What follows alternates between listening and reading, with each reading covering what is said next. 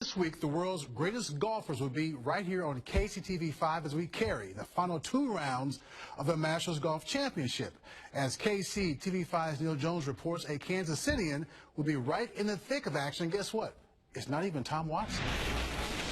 From the outside, you'd never know that one of the world's most read golf writers lives here.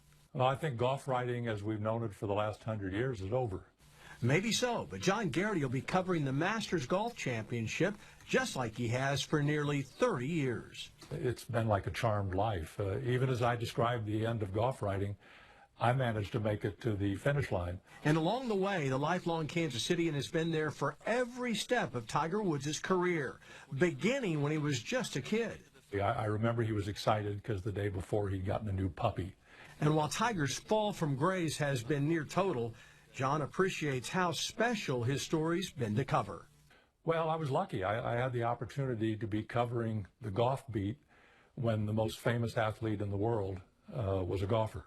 It was just like if I'd been covering Babe Ruth as a baseball writer.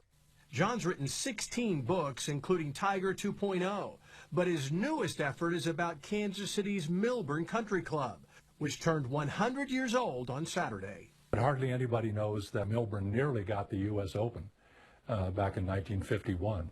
But it was the members who grabbed John's attention. The biggest gangsters in the country used to have a safe house in Kansas City. Pretty Boy Floyd, Adam Riccati, Ma Barker, and Vern Miller, who led the Union Station massacre with Pretty Boy, was a Milburn member at the time. Gangsters, a glamorous 1927 U.S. Amateur champion, and lots of Kansas City history. The history of a golf club isn't just the history of a golf club. It's a social history. It's a history of the larger community around it. For John, this book was a labor of love. I've never had more fun on a project. So John will be on site at all 4 major championships again this summer, telling his stories through words and pictures. Neal Jones, KCTV5 Sports.